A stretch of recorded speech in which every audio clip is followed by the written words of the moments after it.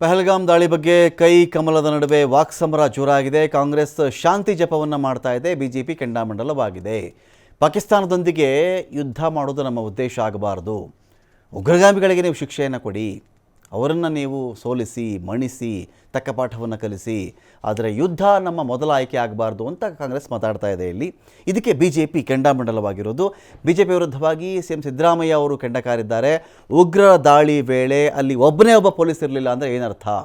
ಕೇಂದ್ರ ಗುಪ್ತಚರ ಇಲಾಖೆ ಏನಪ್ಪ ಮಾಡ್ತಾ ಇತ್ತು ಅಲ್ಲಿ ಅಂತ ಬೆಳಗಾವಿಯಲ್ಲಿ ಮುಖ್ಯಮಂತ್ರಿ ಸಿದ್ದರಾಮಯ್ಯ ಅವರು ಪ್ರಶ್ನೆ ಮಾಡಿದ್ದಾರೆ.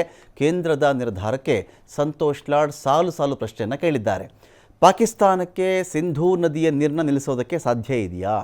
ಅಂತಾರಾಷ್ಟ್ರೀಯ ಮಟ್ಟದಲ್ಲಿ ಸೈನ್ ಮಾಡಿರ್ತಾರೆ. ಪ್ರಧಾನಿ ಕಾಶ್ಮೀರದಲ್ಲಿ ಯಾಕಪ್ಪ ಪ್ರೆಸ್ ಮೀಟನ್ನು ಮಾಡಲಿಲ್ಲ? ಬಿಹಾರದ ಎಲೆಕ್ಷನ್ ಪ್ರಚಾರ ಅವರಿಗೆ ಕಾಶ್ಮೀರಕ್ಕಿಂತ ಅವಾಗ ಮುಖ್ಯವಾಗಿತ್ತಾ? ಅಲ್ಲಿಗೆ ಹೋಗಬೇಕಾಗಿತ್ತಾ ಇವರು ಅಂತ ಕೇಂದ್ರ ಸರ್ಕಾರದ ವಿರುದ್ಧವಾಗಿ ಸಂತೋಷ್ ಲಾಡ್ ಕಿಡಿಕಾರಿದ್ದಾರೆ. ID ಕಾರ್ಡ್ ನೋಡಿ ಗುಂಡು ಹೊಡೆದ್ರು ಅಂತ ಇವರು ಹೇಳ್ತಾ ಇದ್ದಾರೆ. ಉಗ್ರರು ಮುಸ್ಲಿಮರನ್ನು ಹಾಗಾದರೆ ಕೊಂದಿಲ್ವಾ? ಅವರ ಐಡೆಂಟಿಟಿ ಕಾರ್ಡ್ ಇವರು ಕೇಳಲೇ ಇಲ್ವಾ ಅಂತ ತಿಮ್ಮಾಪುರ ಅವರು ಕೂಡ ಕೇಳಿದ್ದಾರೆ. ನಿಮ್ಮ ಇಂಟೆಲಿಜೆನ್ಸ್ ಏನು ಮಾಡ್ತಾ ಇತ್ತು? ಸೆಕ್ಯೂರಿಟಿ ಏನು ಮಾಡ್ತಾ ಇತ್ತು? ಒಬ್ಬ ಪೊಲೀಸ್ನವನಿರಲಿಲ್ಲ, ಒಬ್ಬ ಮಿಲಿಟರಿಯವನಿರಲಿಲ್ಲ. ಪಾಪ 26 ಜನ ಅಮಾಯಕರು ಪ್ರಾಣ ತೆತ್ತರು. ಇದಕ್ಕೆ ಯಾರು ಕಾರಣ? ಇದಕ್ಕೆ ಯಾರ ವಿಫಲ ಇದು? ಇದಕ್ಕೆ ನರೇಂದ್ರ ಮೋದಿಯವರು ವಿಫಲತೆ ಅಲ್ವಾ?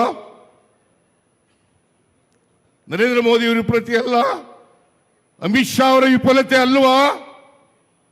ಇದನ್ನು ಕೇಳಿದ್ರೆ ಅದನ್ನು ಮುಚ್ಕೊಳ್ಳಿಕ್ಕೋಸ್ಕರವಾಗಿ ಸಿದ್ದರಾಮಯ್ಯನವರು ಯುದ್ಧ ಬೇಡ ಅಂತಂದ್ರು ಪಾಕಿಸ್ತಾನದವ್ರ ಪರವಾಗಿ ಅಂತ ಅಪಪ್ರಚಾರ ಮಾಡಿಸ್ತೀರಾ? ಪಾಕಿಸ್ತಾನದವ್ರ ವಿರುದ್ಧ ಯುದ್ಧ ಮಾಡಬೇಡಿ ಅಂತ ನಾನು ಹೇಳಿದೆ. ಯುದ್ಧದ ಅಗತ್ಯತೆ ಇತ್ತಾ?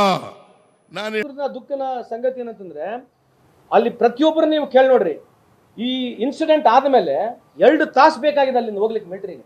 2 ತಾಸು ಬೇಕೇನ್ರಿ ಮಿಲಿಟರಿಗೆ ಹೋಗ್ಲಿಕ್ಕೆ? ಇನ್ಸಿಡೆಂಟ್ ಆದ್ಮೇಲೆ ಫೈರ್ ಸೌಂಡ್ ಆದ ತಕ್ಷಣ ಸೆಕ್ಯೂರಿಟಿ ಇಲ್ಲಿಂದ ಅಲ್ಲಿ ಹೋಗ್ಲಿಕ್ಕೆ 2 ತಾಸು ಬೇಕಾಗಿದೆ. ಅದಾಯ್ತು, ಸೆಕ್ಯೂರಿಟಿ ಲ್ಯಾಪ್ಸ್ ಆಯ್ತು, ಅದು ಒಂದೇ ಪ್ರಶ್ನೆ, ಅದ್ರ ಬಗ್ಗೆ ಚರ್ಚೆ ಮಾಡೋಣ.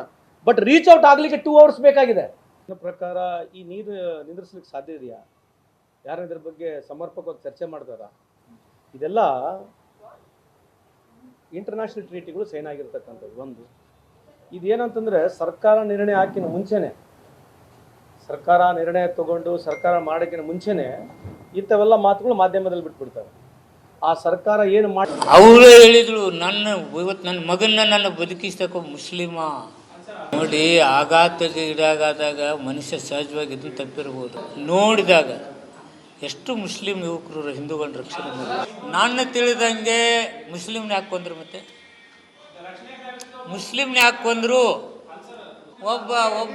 ಒಬ್ಬ ಮಿಲಿಟ್ರಿ ಮನುಷ್ಯನ ಮುಸ್ಲಿಮ್ ಯಾಕೆ ಹೇಳೋದು ತಪ್ಪು ಹೇಳಿದಾನೆ? ಯಾರ ನೀವು ಹೊಡೆದು